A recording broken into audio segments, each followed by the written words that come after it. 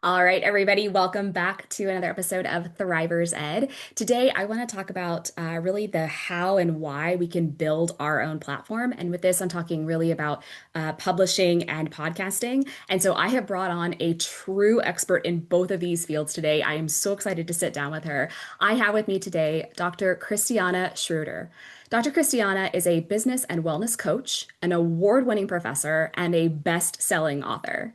She created Petite Practice to help professionals achieve success through small, intentional actions. As the host of a globally ranked top 1% podcast, Happy Healthy Hustle, she empowers entrepreneurs to build thriving businesses without stress or burnout. Her latest book, because yes, she has more than one, Discover Your Superpower, includes exclusive podcast episodes packed with expert insights, helping readers apply what they learn in real time. Dr. Christiana, welcome to the show.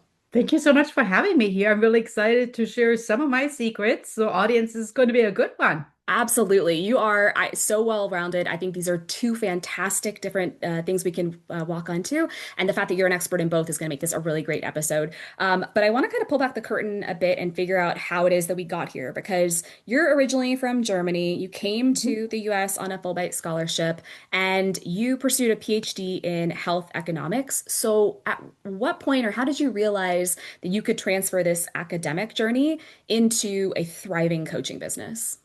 Oh, this is a brilliant question. So, when you listen to my title, the health economics part, you're probably already wondering, hold on, I've heard of economics. What is health economics? Now, think about that. We are all like business owners, or many of us are. And that health piece, most of the time, is actually what's missing. So I connected economics with health. So my dissertation focused on obesity and how we can change consumers to maybe make better decisions at the grocery store in terms of putting something in their cart that actually adds to a thriving health. I do the same thing in my business. I basically have business owners that reach out to me and they say, I'm completely overwhelmed. I don't even know where to start. I have like a million different things I need to get done. And they put their health on the back burner. So my life was always focused on that Venn diagram intersection, the thriving business. I see things like in terms of productivity, scale, numbers. I want to grow your revenue. But at the same time, I know a lot about health. And I know that health is sometimes the one thing that we put on the back burner. But then once we put it on the back burner for too long, it tends to actually cost us a lot of money. So I have that understanding too. And that's really how it got started. That when I wrote my dissertation, I thought I need to change my little corner of the world with my dissertation. And then when I came into coaching, I realized that that dissertation now needs to be translated into a practical application with business owners. Okay, so it was always kind of intentional. Like for my own journey, I did Mhm. like a bit of health in that I was helping women change their relationship with alcohol, and I had so much fun with the business building piece that it was a very intentional transition into talking about really what it was that I was obsessing over. But it sounds like for you, both of these were true passions, and you saw that they can't really be separated. There's not like a health piece and a business piece that they're intertwined. Is that kind of correct? Correct. And I used to work as a dietitian as well. And the reason why I did not enjoy this job, even though I always thought I wanted to be a dietitian, was because I was missing that element of the how do we do this at home? Which is what most solopreneurs that work from home are really missing. They know that they need to take care of their health, but they don't know how to do it at home. Or they know that they need to add wellness into their day, but they don't know how to do it while they build their business. And that's really where my cutting edge knowledge comes in, that I kind of help them understand you can do both. It's always both, right? And I call it a harmony. I don't like the word balance. I call it a harmony. Can we harmonize our business growth together with staying healthy and active? Because the healthier you are, the more your business is actually going to thrive. I love that. And I can see now where the podcast title is coming from. If you're talking about happy, healthy hustle, right? You're like, I want it to be healthy, but I also want to be thriving in this. I can't really thrive if I don't have that health piece really intertwined. And so I'd love to talk about your podcast, which is uber successful. You know, a lot of the times when podcasts are in that top percent, 1%, 2%, 5%, whatever rank. It's really just a matter of longevity. Like the fact that they have hundreds and thousands of episodes, they've been on the airwaves for 10 years or so, they're just naturally going to kind of move up the ranks over time simply from having more content. But that's not really your story, if I understand correctly. It's a couple years old, this podcast. So can you tell me Mhm. what was the launch plan? Like, how did we end up here? Yeah, actually, the podcast was launched on March 23rd, 2023. And between March and June, it already reached the top 2.5%, I think, in June. Now, I have to be honest with you, Marcy, I did not know that there was even such a thing like a ranking. A friend reached out to me in June and she said, "Oh, I've been looking at rankings of podcasts. I noticed your podcast." And it's like, yeah, right. Because there's actually a few podcasts that have a variation on that title. But then I noticed, oh my gosh, that's me. That's my picture right there. So I was actually already ranked so quickly. And then within, I would say June, July, August, within another 3 months or so. So within 6 months, it already reached the top 1%. And so by now, I just published episode 66. I haven't even broken 100 yet. So you're exactly right. It is not quantity. It's more really that I figured out what makes my podcast different. So it's maybe more the quality and the differentiation piece that led me to this particular ranking. So it wasn't necessarily like a big promotion push or paid ads or like a full-on launch. I know of another podcaster, her podcast did really well quickly launching because she already had this massive audience of like, 50,000 people on Instagram. So when they tell her she's got another resource for them, they fled over there. So it was really about, if I'm understanding you correctly, dialing into what it is that makes your message and your podcast unique. That was really people were diving in because they weren't finding it somewhere else. Is that correct? Yeah, and for me, it's really focusing more on how do we grow. It's more the how piece. So a lot of my episodes start with how to do this, how to do that. And it's very hands-on. And I also believe that we all have different learning styles. So while somebody might listen to the podcast, you can also view it on YouTube. You can also read it on my blog. I spent a ton of time putting my podcast episodes into a written format, not just the listen notes, so to speak, not just the transcript, but I actually analyze what I talk about and I put it in a digestible format into a written content. Because there could be this mom that doesn't have time to pop in their earbuds or doesn't have time to pull out her phone and read it and watch it, but she has maybe time to read it. So I want to make sure that my audience feels I'm tapping into their different learning styles and I'm making it accessible for them. So speaking about like tips and my secrets, I think that's definitely one of my biggest tips is don't just think of the podcast as the one vehicle is the audio content, but rather really figure out, is it something that people always listen to, or maybe there's another way that I can reach them? Because while I didn't pay for ads, while I didn't have 50,000 people on my email list, I knew that my people were active professionals. And I knew that I can't just get them on the airwaves. I knew that I needed to also maybe write out that blog post. And I think that was really what helped me succeed so quickly, that I was very deliberate in making the content available to them in various different ways. I think that's really key. I know in my earlier blog posts, I was just initially just to have content there. I was not blog post, but blog post related to my podcast. I was just copying in the transcript. And so it's like messy and doesn't evenly flow. And I've seen other people that will take their podcast and put it on their blog and they'll have the player. And then the blog is really just like, I talk about A, B, and C, but they don't tell you what A, B, and C are. They're trying to push you off to yet another platform. And you're Mhm. taking something and you're repurposing in ways that they can stand alone. They don't have to listen to your podcast. They're still getting that content from the blog. Or if they want to listen to it, or if they want to watch you on YouTube, you're really repurposing it in a way that's not just pulling pieces. You're just providing value based on, how it is that they like to learn. I think that's great. How do you how do you decide what to talk about for your podcast? Like, how do you know what it is that's really going to resonate with people so that they'll shoot you up to the top 1%? That's actually the fourth dimension, so to speak, right? So I have the audio, I have the video, I have the website with my blog. Now the fourth element is that I actually talk to my audience in person. right? It could be via Zoom, they were clients. It could be in person that I see them when I coach my classes, and they just tell me. Like, I was actually just at a store last weekend, right? I bought some hand cream, and the lady at the checkout said, "Oh, and I listened to your podcast, and I really liked this particular episode that is called The Top Five in May." And it took me a while to figure out, oh, she's talking about me. And I was like, oh, yeah. And I was like, the top five in May. And I was like, I need to create a follow-up on that, don't I? Because now it's been June and July. And she said, I would love that. So people tell you what they want.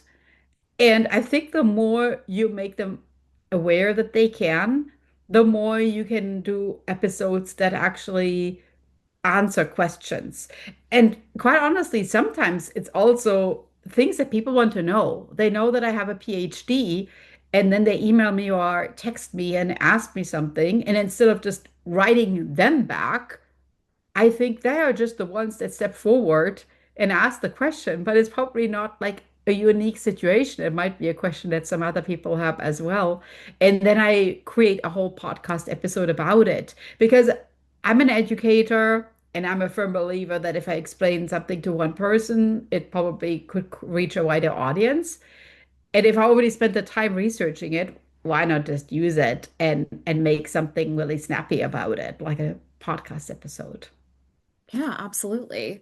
So I think it's really, I want to underscore that kind of conversations with your audience. I think that's really important. But I also recognize that, especially in my audience where people are just now starting out, they don't really have an audience yet. And so I'm really curious your thoughts on kind of using podcast to grow an audience versus nurture an existing audience. Where do you Mm. kind of land on that? What are your thoughts?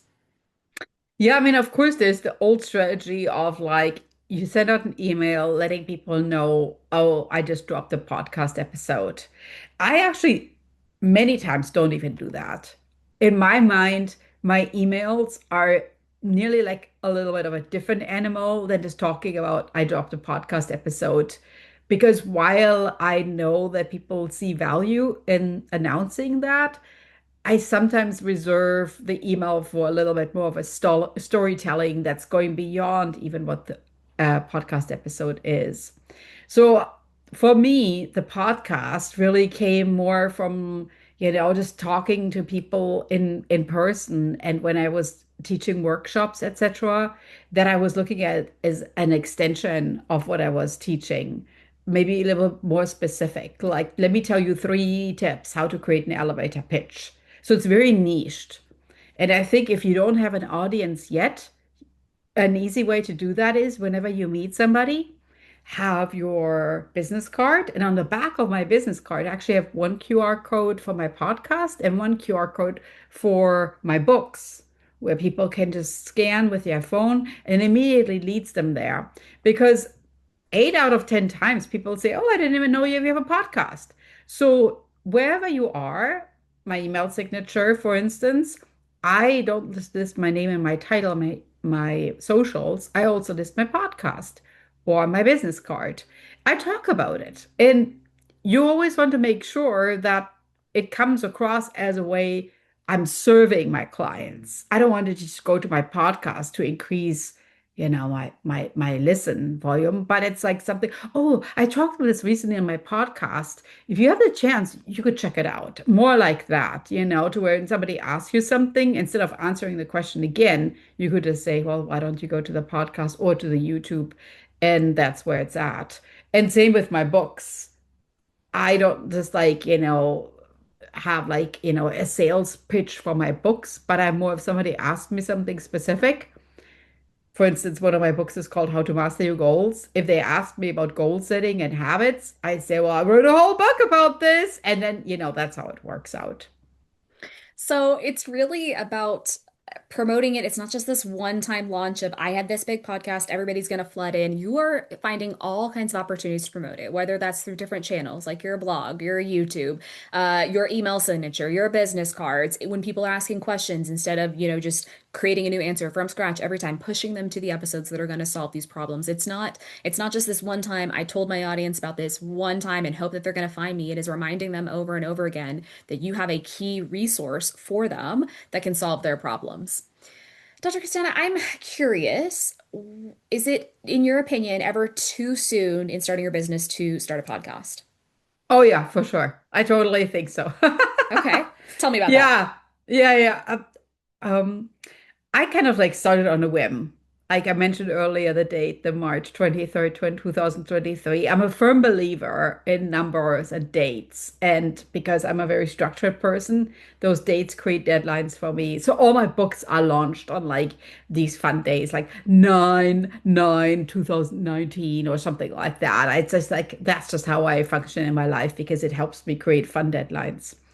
I think that if you're starting out a business and let's say you're creating a lead magnet that leads to a program or course that you're selling, or maybe you're writing a book, so you're already busy with this thing, and then you're like, well, maybe I should also launch a podcast.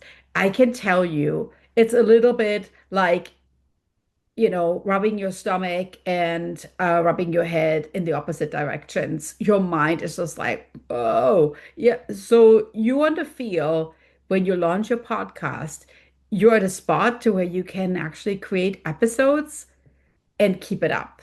Because so many podcasts, I don't know, the stats are like really high, 85, 90%, stop after not even 10 episodes because it's not just the recording piece, it's the editing, it's, creating something of value overall that you asked me earlier how I come up with the episodes. So it's the research, the recording, the editing, the publishing.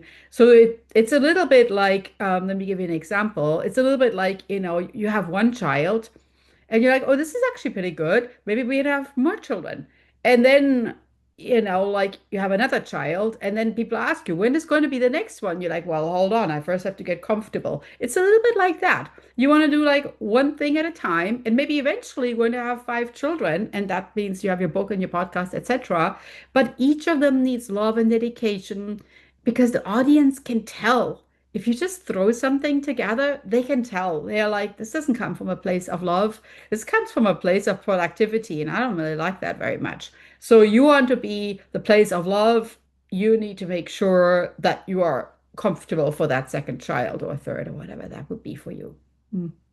Okay, so it's not necessarily wait until you hit, your X year of business or until you have a No. certain audience size. It's really just when do you have the capability to manage all of the pieces that are there? And I would also argue to manage the expectations that come from it, right? It's not a get rich quick scheme. Some people are very fortunate and can take off, really early on in the beginning, but most podcasts have a slower growth, just like everything. Most businesses are going to have a slower growth and struggle. So it's really just when you feel, if I'm understanding you, when you feel like the capability to say, this is yet another piece I want to take on in addition to everything else I'm kind of doing to kind of keep things growing. Speaking about taking on yet another piece and pieces here, I want to talk about your framework for these petite practices. What exactly inspired this framework? Can you tell us about that? It was basically looking at my own life and seeing if you think about like a ladder or a staircase, how did I get from one step to the next? And all of a sudden, because I'm very passionate about European culture and French language, all of a sudden I gave that framework the name petite practice. So small steps. And sometimes the steps didn't work out, which is why it's called practice and not petite perfection. Sometimes it was like, okay, well, that didn't work. But then again, it was a small step. So it's not like I totally messed that one up. So the petite practice, to give you like a concrete example, when I was writing my dissertation, meant writing 2 pages per day. 2 pages per day. It was not writing 20 pages per day. It was not staying up every night and crank things out and make a dissertation somewhat like this absolute painful experience. There was joy involved in writing my dissertation, maybe not at every day, but I made it so small that I felt I was starting to look forward to it because I knew that as soon as I was done with the 2 pages, that it was a really good feeling because I saw it grow. Kind of like think about yourself. when you're getting ready for something. Maybe it's, running a marathon.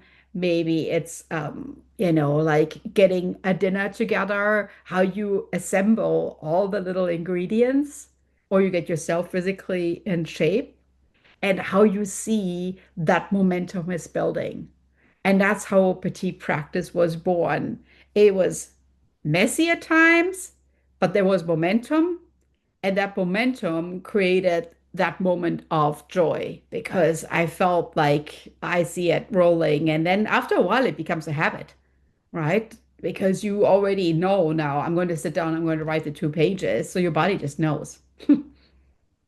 So are these petite practices always kind of, I guess habitual is the thing I'm thinking of, or it's not just necessarily taking I want a dissertation and breaking it down into the chunks that are there. Are those chunks really, at least in your framework, things that you do over and over again, or can they also just be one-off? I want to do these little tiny baby steps that are, I don't know, that's not a great question, but you know what I'm saying? Like where No, I where it's not a totally, habit. totally. Okay.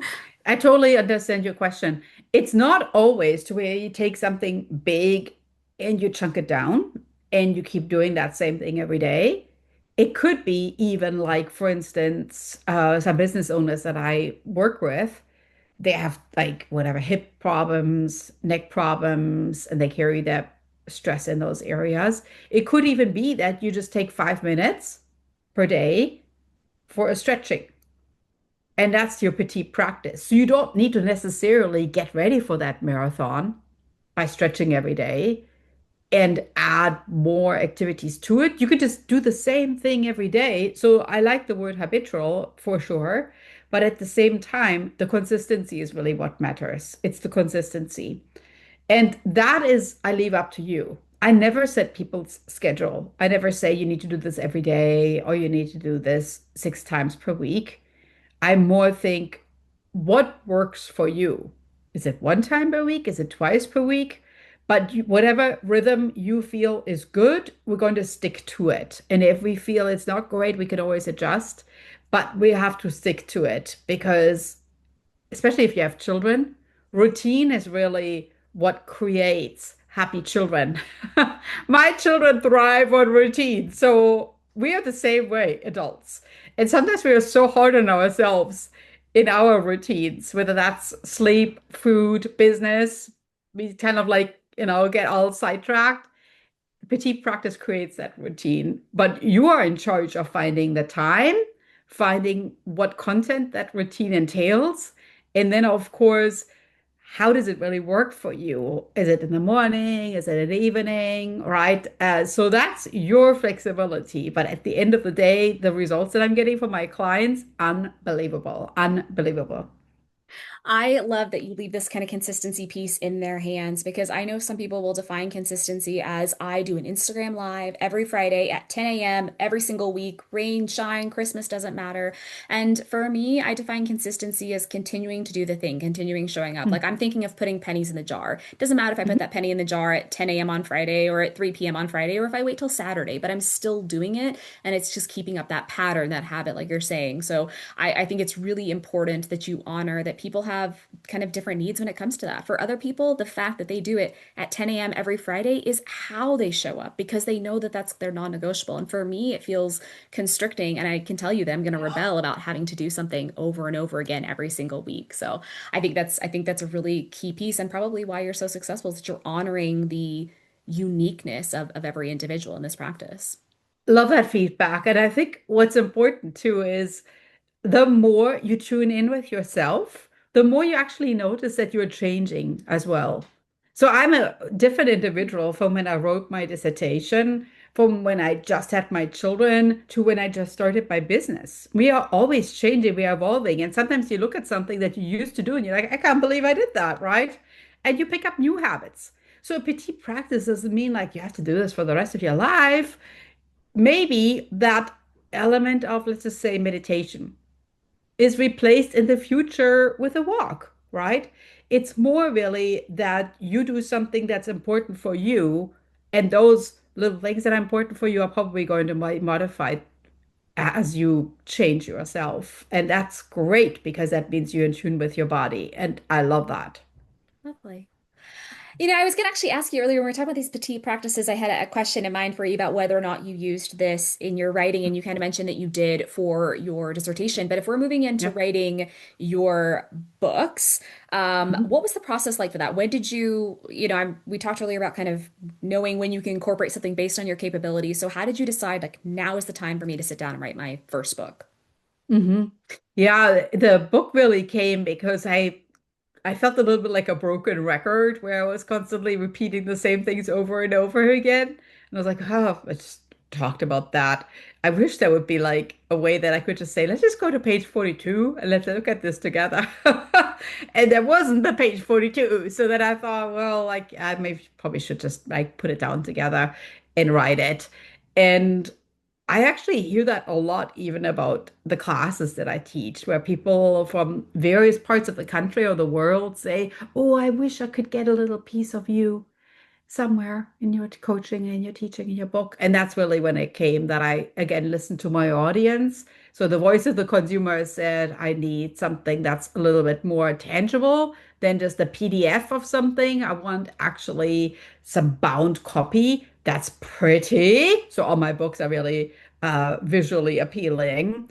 And there are collections of worksheets. So the petite practice is in itself in the book. So each page is a one-page worksheet. And then there's, of course, room for you to write things out.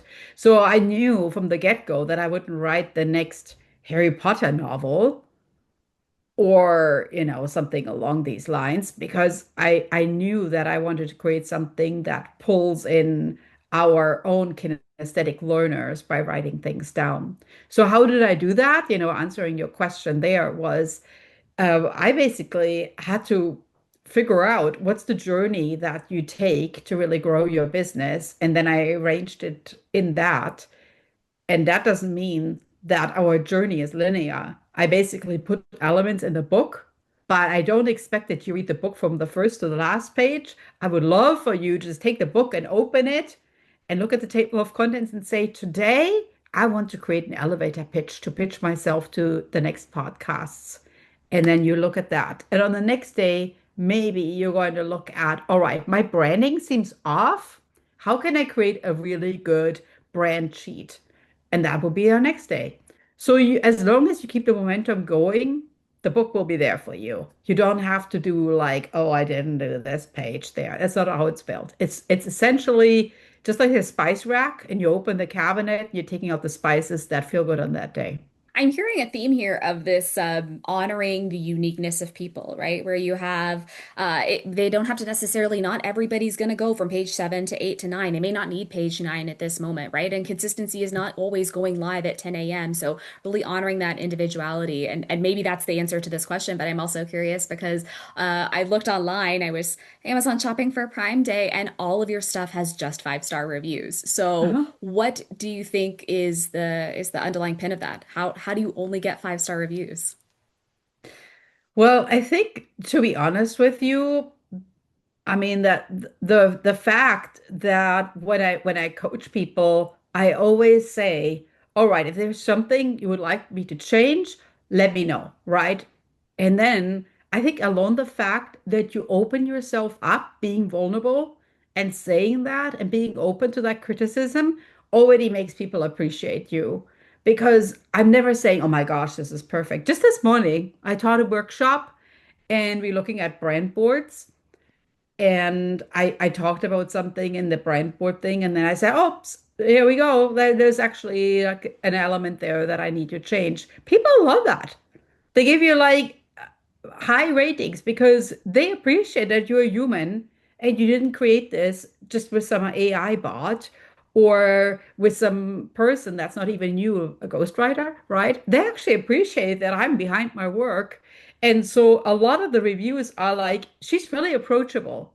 If that's a theme, if you look through my reviews, and that approachability comes from the fact that I own my mistakes and I basically tell them like, oh, yeah, over here. So if there's something they criticize, it's always in my face via email, via DM.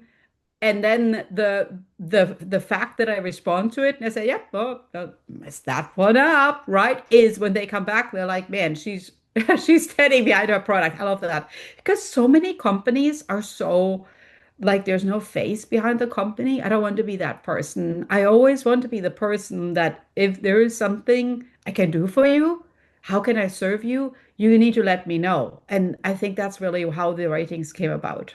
Yeah, I mean, I'm not surprised at all because we kind of started part of this conversation earlier about really the conversations you're having with your audience, right? If you're taking that, internalizing it, and then using it to improve or even just to acknowledge that you are a human at the end of the day. I mean, you bring this wealth, you're obviously an expert in what it is that you're doing, and you're showing up like a human being, taking responsibility, taking pride. You know, you're talking about how you wanted to have pretty covers and make everything look really good. It's common sense that people are going to respond to that in an overwhelmingly positive way. Now, I am curious, did you go the self-publishing route Mhm. or the traditional publishing route, and how did you make that decision? Actually, with self-published, and the main decision was just finances. I got some quotes from editors, and if you're listening to this right now and you're debating to write a book, it's a little bit like buying a treadmill to get healthy, right? There's a big investment, and you don't know you're actually going to love the treadmill. So I was like, well, what if I write a book and then I hire this editor and nobody's going to buy the book? That'd be really bad, right? Then I'm out the money for the editor and nobody buys my book and the time, right? So I thought, well, if I write it myself, I mean, I'm out my own time, but still in the journey of creating it, I'm still going to learn a lot about how to do it. And I'm a lifelong learner, so I'm actually really passionate about it. And at least it's something that I feel every single decision is my own. So I self-published. And I can honestly tell you, there were so many mistakes I made along the way. It's absolutely amazing. I can probably fill like a whole month of podcast episodes about the mistakes, and I totally own them. And they're quite hilarious as well. So if you want to self-publish a book, let me know. And I would love to let you know what maybe not to do, right? So how to do it and how not to do it, right? So yeah. But then again, some people are like, I don't want to spend the time, da, da, da, da. But for me, it was like, no, I'm going to do this from the grounds up. From the grounds up. I'm going to teach this myself. This has to be something I want to feel like my own mind is in every single decision. Okay, well, I might be reaching out to you offline to discuss those self-publishing lessons because I'm really inspired, as someone who wants to publish her own book, but allows the fear of not doing it right, right? If Yeah. maybe I do need a book coach, maybe I do need an editor, maybe I need to hire Mm. someone to design the cover and all of these things versus a mindset of let me try it and learn, knowing that I can improve, knowing that I can be a human and maybe not do it perfectly the first time or the second time or even the third time if that's where I am. But just allowing that imperfection to exist in the world, still knowing that it's going to do what it's meant to do, which is to help people. So I think this is an incredible conversation. I think you're going to really fire people up to want to build their own platform, whether that is podcasting or publishing, probably not both at the same time, but maybe starting with one. Mm. So with that, let's, Stagger. Mm. yeah, we'll pick one. We'll start with one, but let's say we're going to start with one of these. What is your Thrive in Five for kind of building your own platform? Yeah, and actually, because you mentioned the podcasting and the publishing earlier, I actually kind of look at this as a 3P framework: podcasting, publishing, and presenting. So in 4 weeks, I'm going to give my TED Talk, and it's like something people ask me about all the time. So how do I land a TED Talk, right? I get that question a lot too. And that is something, again, think about that, right? At the podcast, 2023. At the books, 2024. TED Talk 2025. So this is how I function, right? It's that little staircase I just talked about. Boom, boom, boom, boom. It didn't all happen in one year, but one thing led to the next. So my Thrive in 5 would be choose one. I mean, obviously, it's great if you choose a TED Talk. That might not necessarily happen in 5 minutes, but choose one thing that you're really, really passionate about, and then think, who else is passionate about this and how can I share that content with that particular audience? Because if you're passionate about it, and I think I get that feedback all the time, the energy, the passion, the excitement, people will pick up on this, especially if they listen to it. They don't want to listen to some blabby, boring, blah, blah, blah. they want to listen to you, uniquely you, and they want to hear the passion in your voice. And it will translate also, of course, in your emails, your written content, into your books. But you need to first figure out what that is. So my latest book, Discover Your Superpower, right? So that you need to figure out what your superpower is, tapping into that. And I have a quiz that's called Discover Your Superpower Quiz. That might only take you 5 minutes to take that. That might help. But in general, all my students, my clients, the coaches that I work with, that's really the number one thing. It has to be like the uniquely you passion, and you have to figure this out. It might take you 5 minutes, but if you already know what that is, then start working on that thing that you're excited about and start building from there. Because I can't wait to figure out what that would be for you, but we're all different. So your thing is probably different from my thing. Yeah. Absolutely.